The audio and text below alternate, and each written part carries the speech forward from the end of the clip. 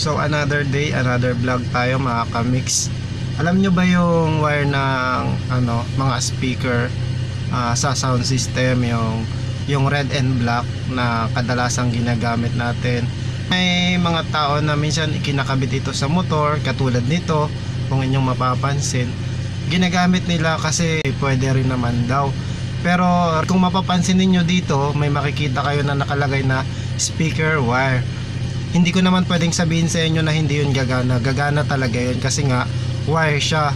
Pero ang punto ko lang naman mga kamix, meron tayong automotive wire na para talaga sa mga sasakyan, para sa motor, para sa four wheels. Tapos yung iba naman ginagawang extension wire. Meron naman tayong electrical wire, meron naman tayong mga pang extension wire na nabibili. Pero ang ginagamit nila ay yung red and black na may nakalagay na speaker wire, na para naman talaga sa speaker. Yun lang. Kung gusto ninyong gamitin pa rin, nasa sa inyo yan. Pero para sa akin, gusto ko standard speaker wire para sa speaker. Gamitin natin sa speaker. Yung mga pang electrical, gamitin natin sa electrical. And yung mga pang automotive, gamitin natin sa automotive.